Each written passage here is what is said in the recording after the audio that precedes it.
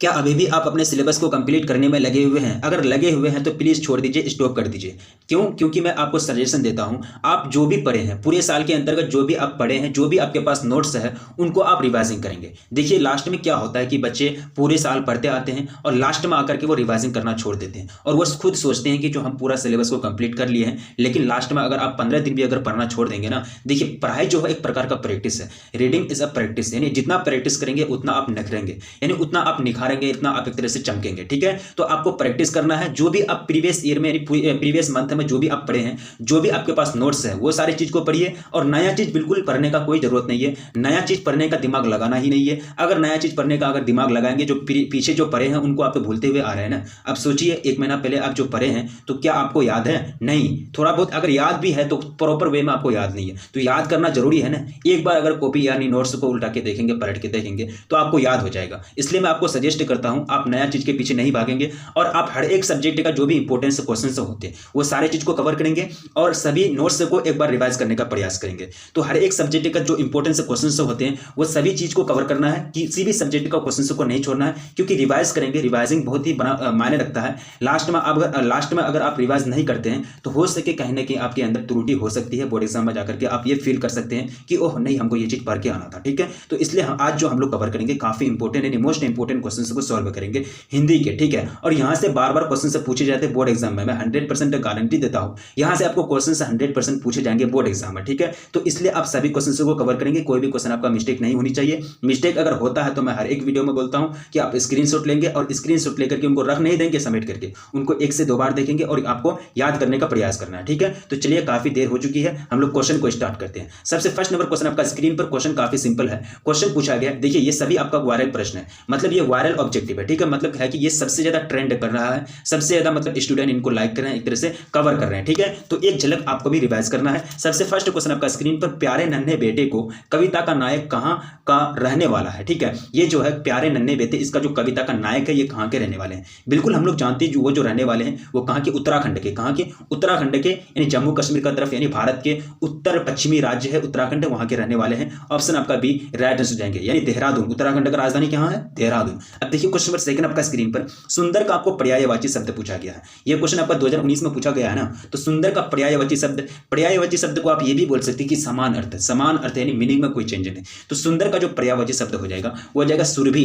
सुरभि बोलेंगे, या किसी को अगर बोलेंगे कि आप बहुत सुरभि हैं तो वहां क्या समझा जाएगा? आप बहुत सुंदर हैं। किसी को बोलेंगे आप बहुत सुंदर हैं, तो मीनिंग दोनों का सेम है। भले उसको समझ में नहीं आएगा कि सुरभि का मतलब क्या होता है, लेकिन जब उनको समझ में आएगा कि हमको सुरभि का मतलब ये होता, ओहो, वो समझेगा कि हमको सुंदर बताया था। ठीक है, तो ऑप्शन आपका ए बिल्कुल करेक्ट हो जाएगा सेकंड नंबर क्वेश्चन का। अब देखिए थर्ड नंबर क्वेश्चन में पूछा गया कि कमल का पर्यायवाची शब्द। देखिए ये भी क्वेश्चन 2019 में पूछा गया है। ठीक है, मैं वो क्वेश्चन यहाँ सजेस्ट करने का प्रयास नहीं करूंगा जो बोर्ड एग्जाम के लिए काफी कारगर साबित नहीं होते हैं। ये मैं वो क्वेश्चन यहाँ प्रोवाइड करने का कोशिश करूंगा जो प्रीवियस ईयर में पूछे जा चुके होते हैं। ठीक है, यानी प्रीवियस ईयर का तो आपको पता ही है कि सेम टू सेम उठा करके पूछ दिया जाता है। तो ये भी क्वेश्चन आपका पूछा गया कि कमल का पर्यायवाची शब्द बताइए। तो कमल का जो पर्यायवाची शब्द होता है वो होता है सरोज। क्या होता है? सरोज, यानी ऑप्शन ए बिल्कुल करेक्ट आंसर जाएंगे। अब देखिए क्वेश्चन नंबर 4 में पूछा गया कि विनोद कुमार शुक्ल 20वीं सदी होगा, सती नहीं होगा, 20वीं सदी के किस दशक में एक कवि के रूप में सामने आए थे? तो वो कौन सी सदी चल रहा था, कौन सा मतलब एक तरह से काल चल रहा था, पीरियड चल रहा था? तो वो जो पीरियड था वो 7वें 8वें दशक। कौन सा? 7वें 8वें दशक। ऑप्शन आपका सी बिल्कुल करेक्ट हो जाएंगे 4th नंबर क्वेश्चन का। अब देखिए क्वेश्चन नंबर 5 आपका स्क्रीन पर,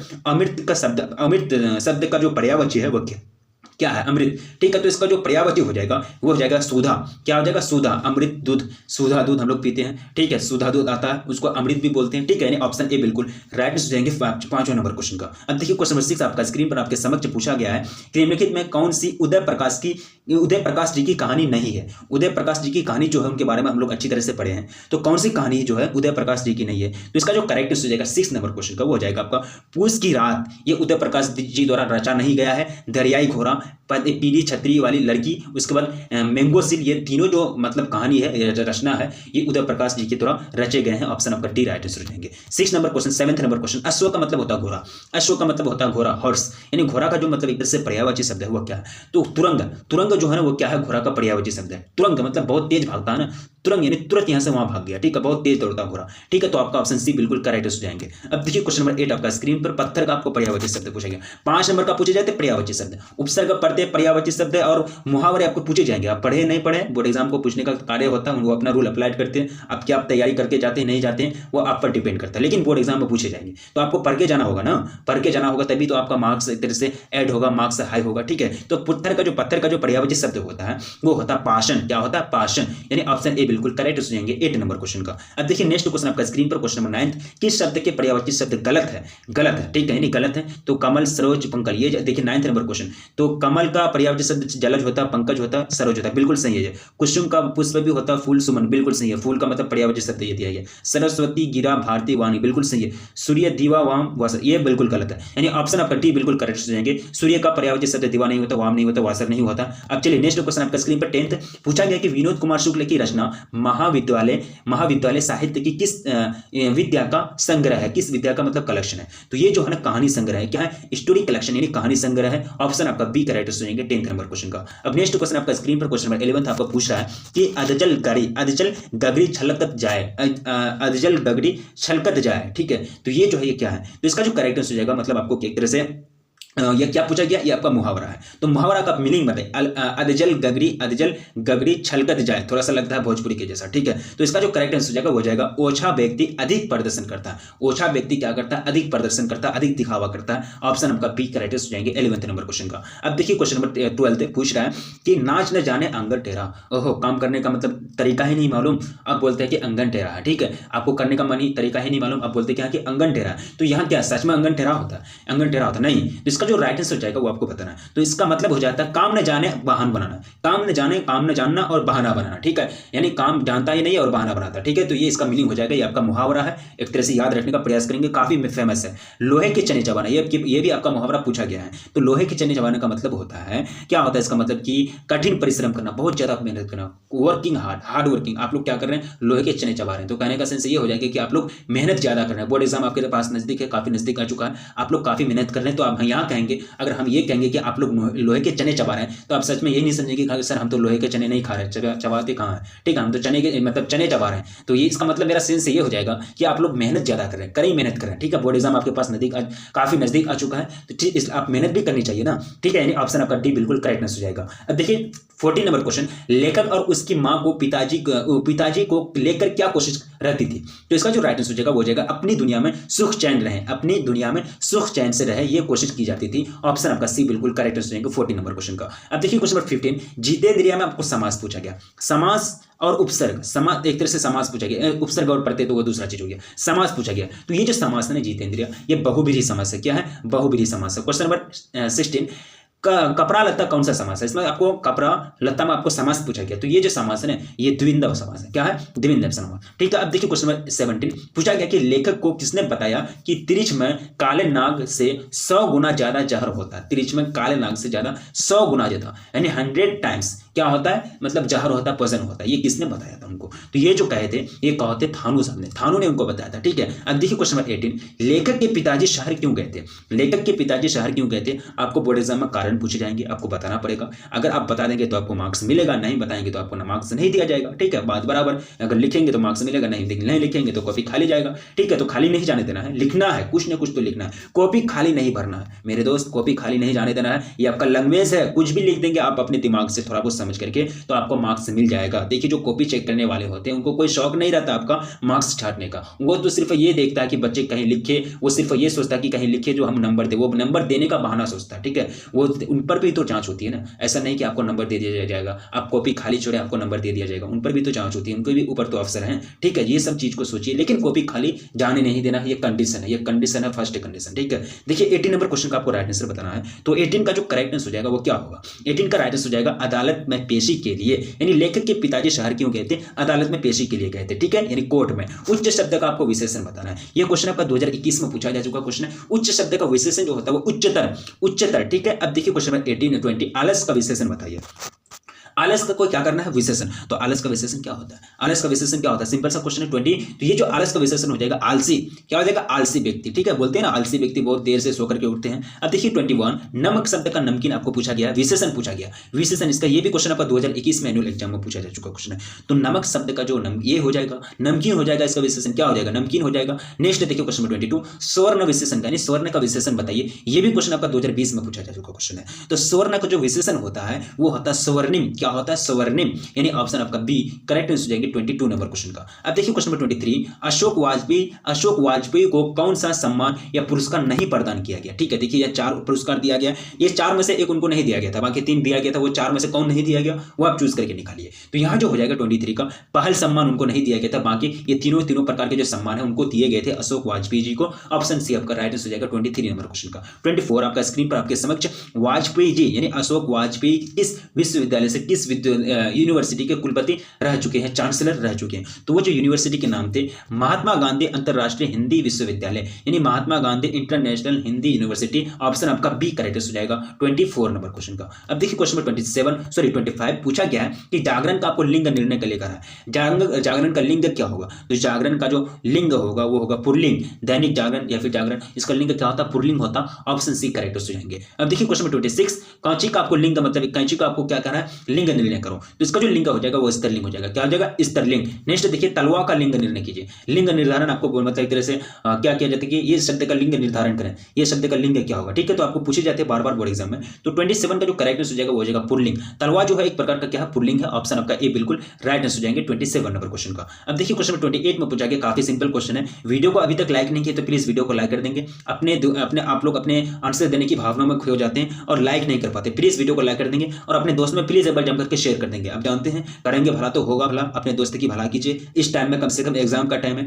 ठीक है। और अपने कम से कम 10 दोस्तों में जितने सारे फ्रेंड्स हैं सभी फ्रेंड्स को भेजिए। आपके भेजने से और आपके लाइक करने से ही हम लोगों की एक तरह से हेल्प होती है। आपका इतना छोटा सा हेल्प आपको पता नहीं कि हम लोगों को कहां तक लेके जा सकते हैं, ठीक है। देखिए 28 का जो करेक्ट आंसर हो जाएगा वो आपको बताना है। हार जीत कविता में उत्सव कौन मना रहे हैं। तो हार जीत कविता में जो उत्सव मना रहे हैं वह दल, शासक दल यानी रूलिंग पार्टी बोलते हैं इसको, रूलिंग पार्टी यानी शासन करता हुआ दल यानी शासक दल करते हैं, ठीक है। अब देखिए क्वेश्चन 29 हार जीत कैसी कविता है। हार जीत जो एक प्रकार का पोएम है, ये कैसा पोएम है वो आपको बताना है। तो ये जो पोएम है गद्य कविता, ये क्या है, गद्य कविता है। ऑप्शन आपका बी राइट आंसर हो जाएंगे 29 नंबर क्वेश्चन का। आप कब मेधावी नहीं हो सकते हैं, आप कब मेधावी नहीं हो सकते, प्रयास न करने पर या फिर गलत कार्य करने पर, खुश होने पर या फिर भयभीत होने पर। तो मेधावी आप कब नहीं हो सकते हैं, जब आप क्या करेंगे, भयभीत नहीं होंगे, यानी भयभीत होने पर आप मेधावी नहीं हो सकते हैं, ठीक है। यानी ऑप्शन आपका डी राइट आंसर हो जाएंगे 30 नंबर क्वेश्चन का। अब नेक्स्ट क्वेश्चन आपका बढ़ा जाए, क्वेश्चन नंबर 31 काफी सिंपल है। वो बचपन, चाइल्डहुड, बचपना याद आ गया हमको।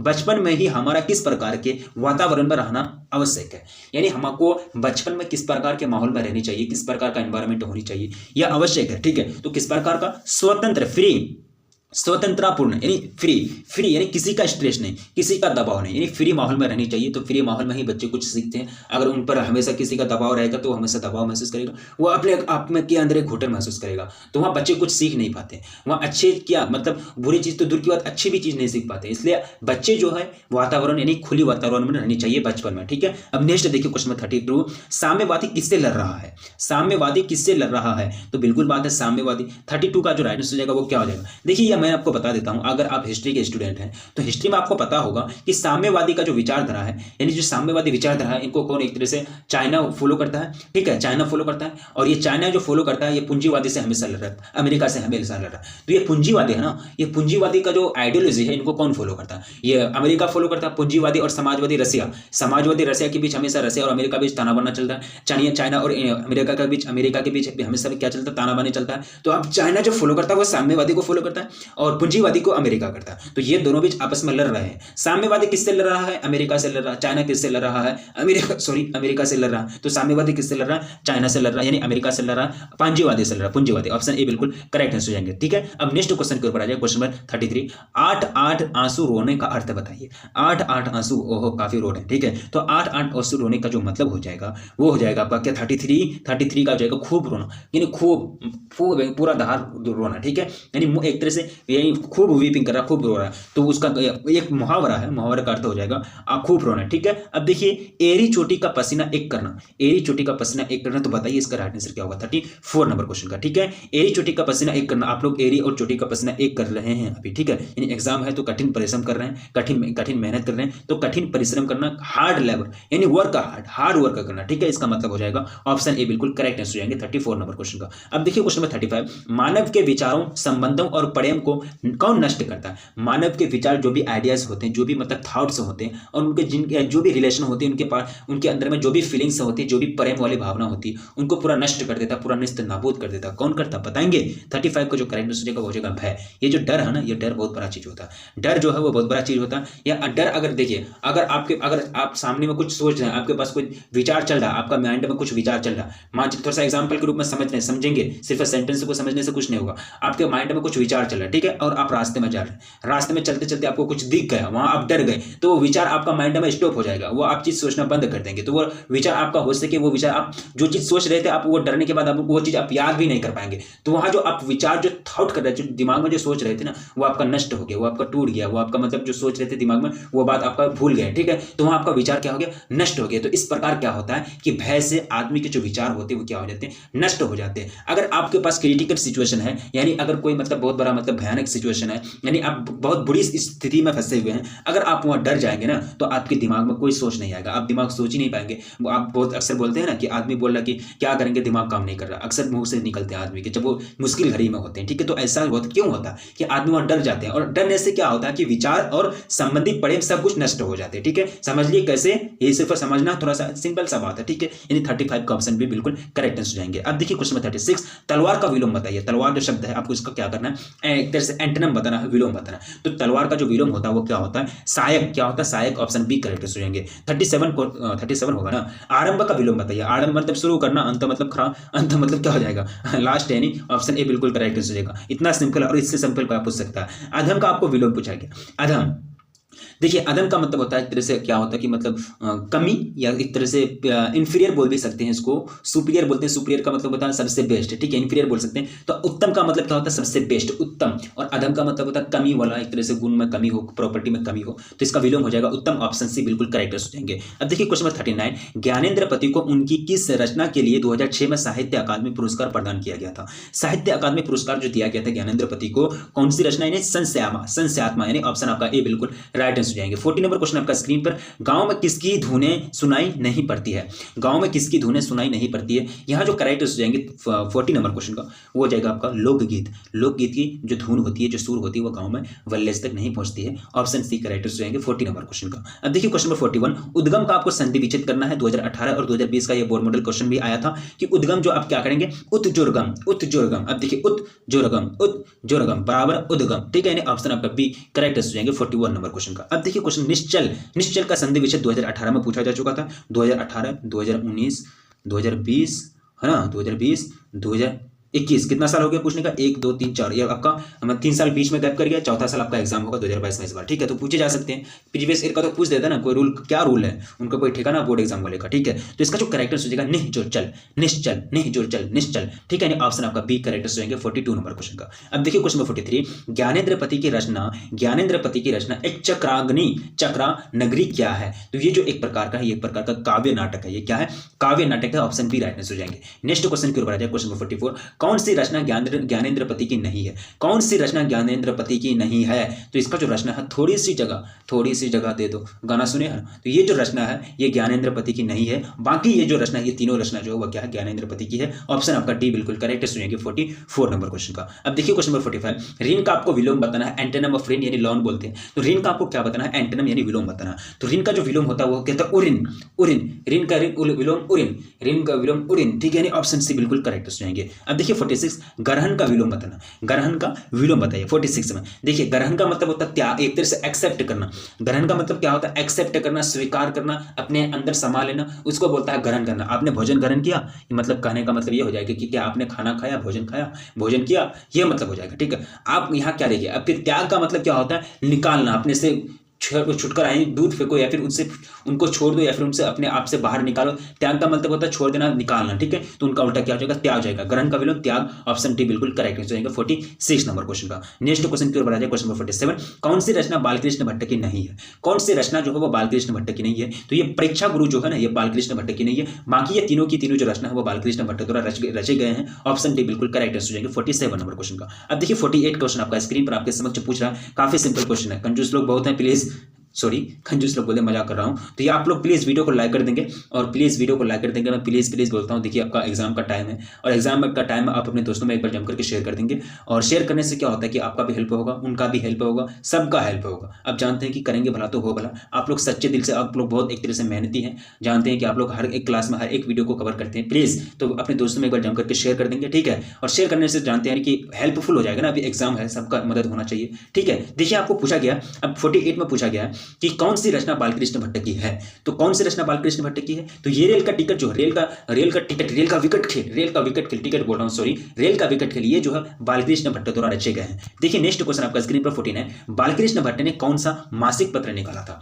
बालकृष्ण भट्ट ने कौन सा मासिक पत्र निकाला था? तो हम लोग पढ़े हैं कि हिंदी प्रदीप जो है, हिंदी प्रदीप, ये बालकृष्ण भट्ट के द्वारा निकाले गए मासिक पत्र का नाम है। ऑप्शन सी बिल्कुल राइट आंसर हो जाएंगे। अब देखिए क्वेश्चन नंबर 50, बातचीत किस विद्या की रचना है? बातचीत जो है ये किस विद्या की रचना है? तो निबंध, बातचीत क्या है, एक प्रकार का निबंध है। ऑप्शन डी बिल्कुल राइट आंसर हो जाएंगे। तो ये सभी क्वेश्चन मोस्ट इंपोर्टेंट था। यहां हम लोगों ने जितना क्वेश्चन से कवर किया, तो यहां मैं 101% गारंटी देता हूं आपको, 101% गारंटी देता हूं। यहां से आपको 101% क्वेश्चन बोर्ड एग्जाम में पूछे ही जाएंगे, ठीक है। इसलिए आप सभी क्वेश्चन को कवर करेंगे। अगर मिस्टेक होता है तो हर वीडियो में तो बोलता ही हूं, स्क्रीनशॉट लेना है और उसको समेट के रख देना। सच में समेट के रख देना नहीं, उनको याद करना। 1 से 2 बार देखेंगे। याद करने का क्या तरीका हुआ, फिर उनको कॉपी में लिखेंगे नहीं, 1 से 2 बार देखेंगे, ध्यान से देखेंगे, शांत मिजाज से देखेंगे, याद हो जाएगा, ठीक है। याद करने का ये भी एक तरीका होता है। वीडियो को लाइक कर दे, अपने दोस्तों में शेयर कर दे। चैनल पर पहली बार विजिट करें तो प्लीज चैनल को सब्सक्राइब कर दें, क्योंकि चैनल पर पूरी तरह से आपको वो मटेरियल प्रोवाइड की जाती है जो बोर्ड एग्जाम के लिए अच्छा होता है और बोर्ड एग्जाम के लिए काफी कारगर होता है, ठीक है। Best of luck of all you, best of luck to all of you